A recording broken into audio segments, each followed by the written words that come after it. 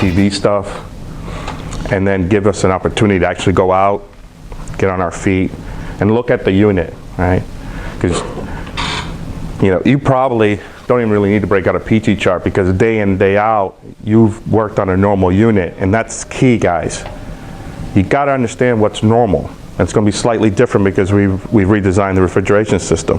So you know it's a 90-degree day, so you have a clear understanding like what my suction pressure should be, what my discharge pressure should be.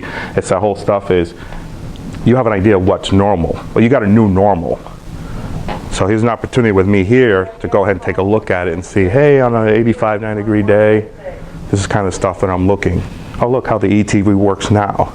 So then when you get that code 89, you can go, okay, I have an idea what's normal. So what I'm seeing now is not quite right. And I can start eliminating things to lead me to what the problem is, okay?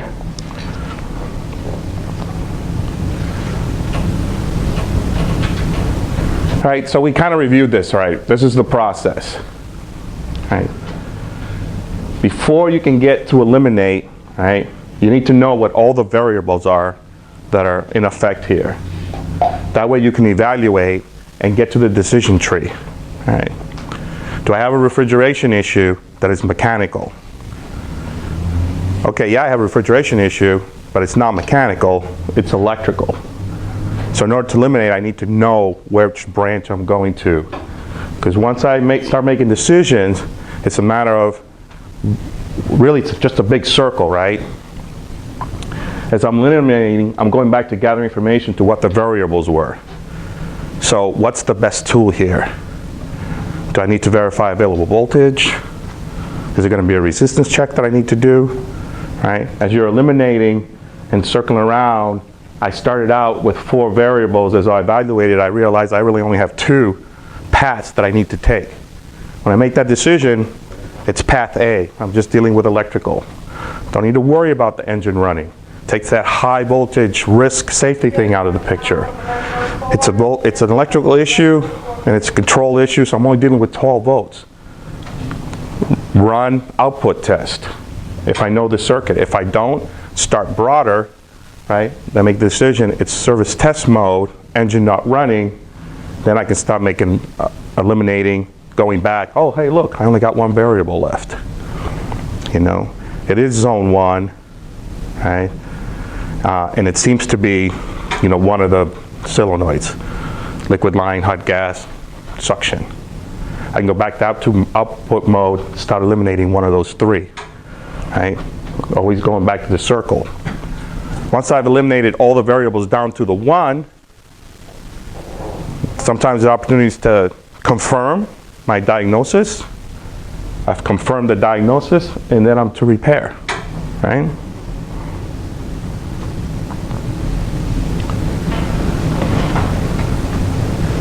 So whether it's refrigeration or electrical, the key is, right, the steps never change. Once you become the expert, I may go to, I don't really need to talk to the driver. I got an alarm code. He cleared it, so I'm done. He's not going to be helped anymore. Okay? Verify the complaint. I may go right here. Right? I have a code 89. Okay, let me just go right there. If I'm new, I go to the green book. After today, you may already have the steps that I'm going to discuss about teaching you how to fish, how to diagnose a code 89. I can go right there.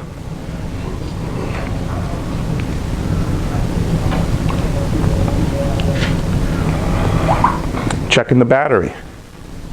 If my issue's at the host and everything's right there, it would make sense to go ahead and check your source, right? If my issue's in the remote, experienced person, I don't have a problem with you starting back at the remote and maybe just doing some visuals, connections to brand new units. One got less than 100 hours. I'm not sure that it ran well right from install. I don't have a problem with you already being inside, starting at the remote and working your way back to the battery. The point is that you want to start at a point that makes a logical progression through your process.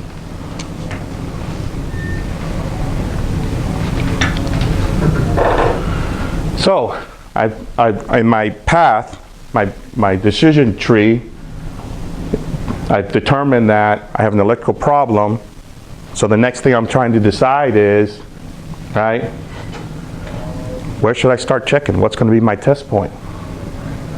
Right? Again, if that's the host, it's the speed solenoid issue. I don't have a problem whether you start at the battery, which is right here to your right, or if I'm on the C600, I'm standing right in front of the solenoid, right?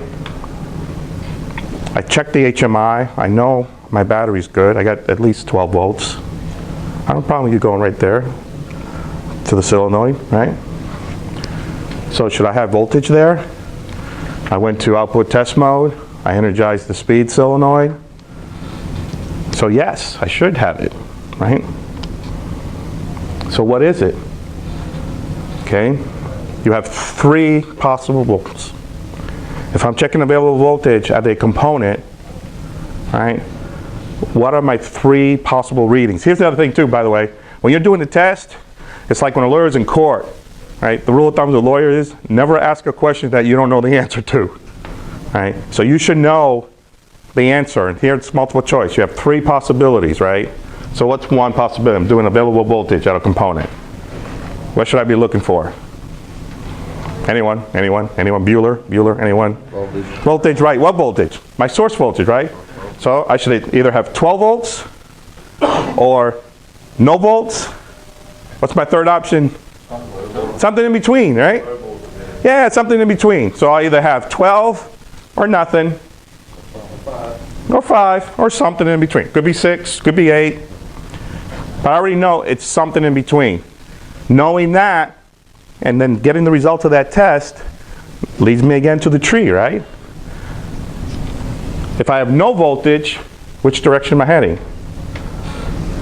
To my source, right? I got to find it. I lost it. I got to find it. Okay? So I have nothing. If I have 12, do I need to go to the battery? Nope, it's there, right? And what do you have in the solenoid? Nothing, right? It's the component itself. Just trying to figure out, you know, why. Why is the component not working? Okay. So that's available voltage. Okay. There's a volt drop test I could do, right? And also what would lead me here is knowing that I have 12 volts there. Does the component work nothing at all? Or maybe if I bump it, it engages, right? So it kind of works. Then maybe I'm just here doing a volt drop, right? So dim or weak. So it doesn't work at all, right? So possibly an open, right? Trying to find that source.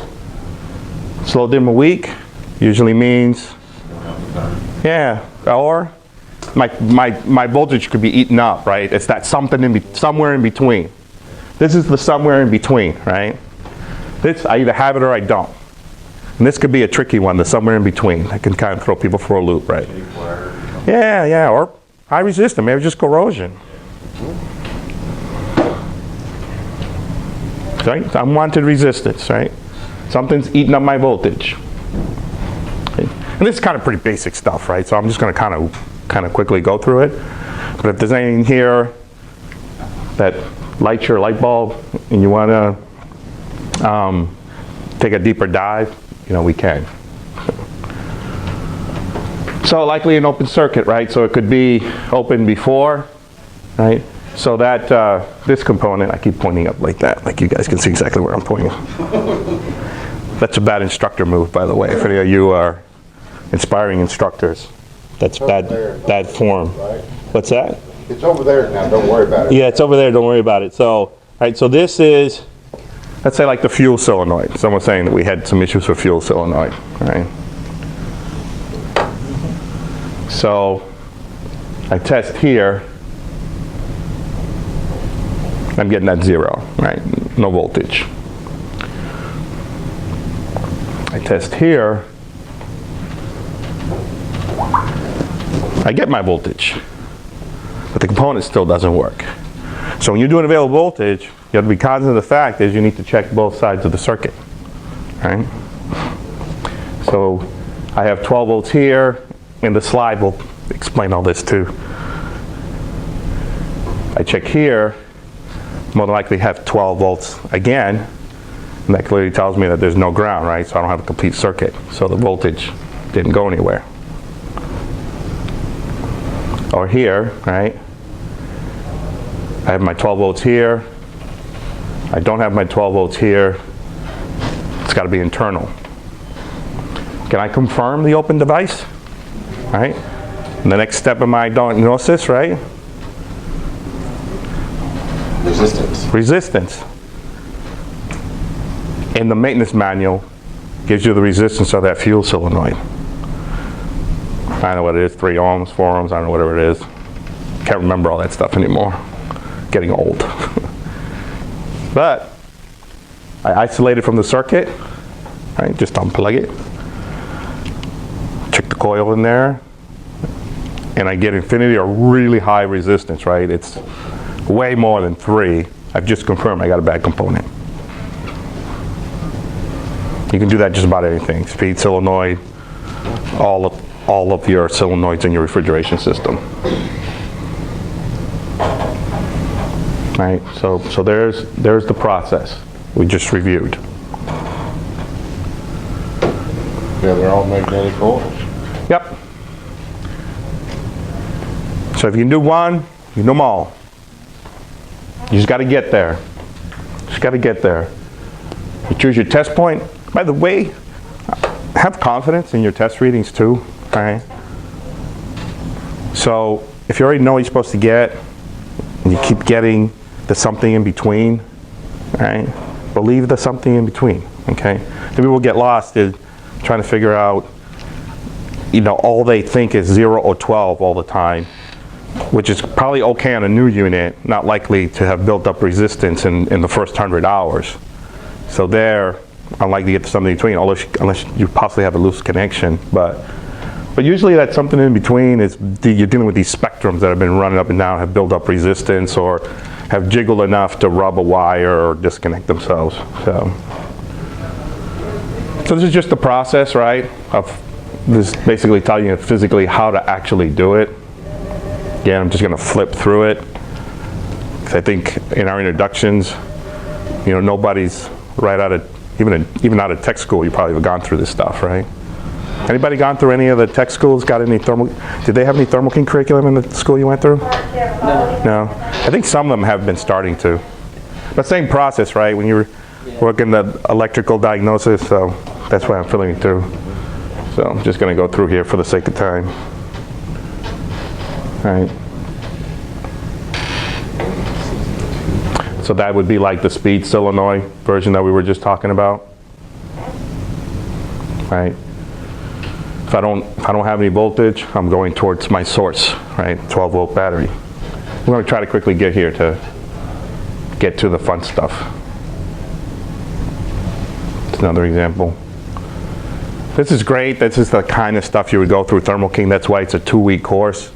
They're literally going to walk you through everything to make sure, because this is the basis right here to avoid, have you heard of shotgun troubleshooting? What happens when you shoot a shotgun?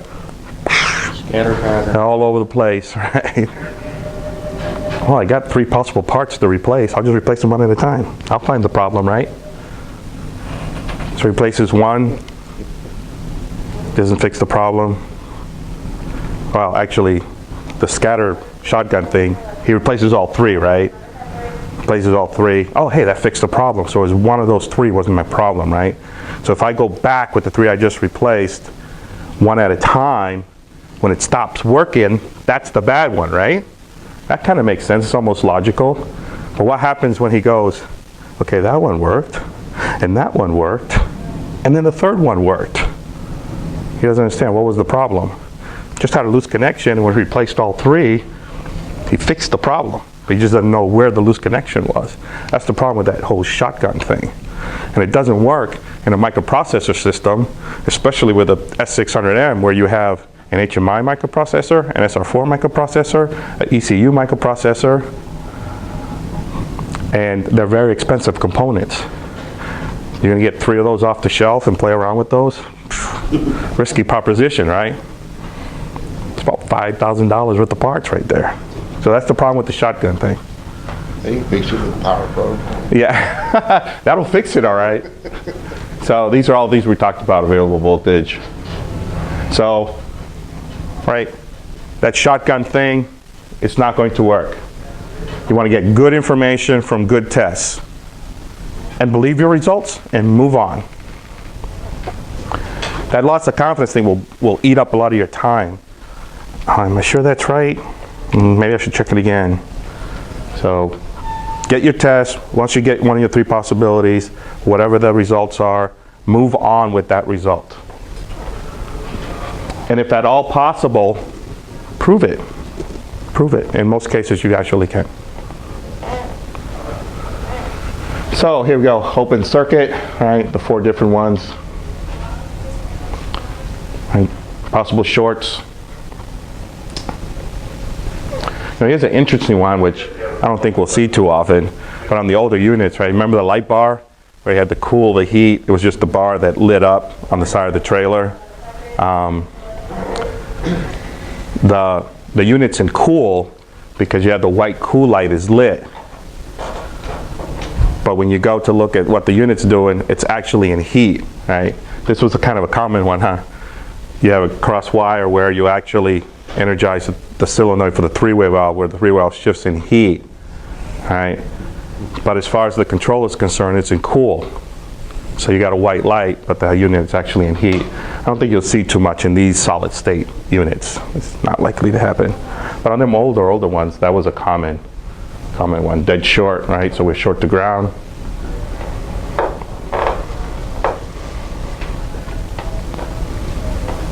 Oh, that was the good example that I just had. All right, so this is the pilot solenoid that in single temps control the 3-way valve, which it makes the decision whether or not you're in cool or heat. So when we go to heat, the pilot solenoid would energize, right?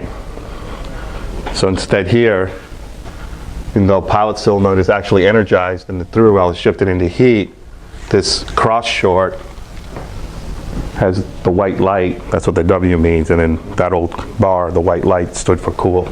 Had an amber light for heat. High resistance, right? So again, I already brought these up.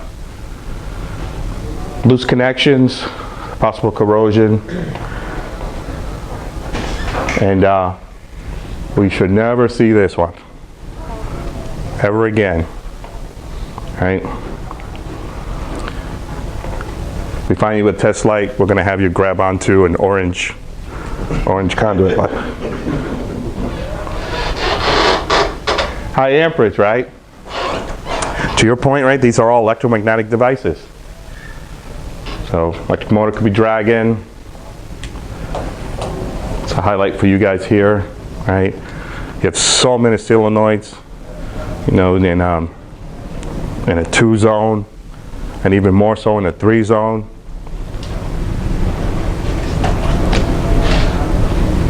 That's your diagnosis. Questions? Did I go too fast? Is that good?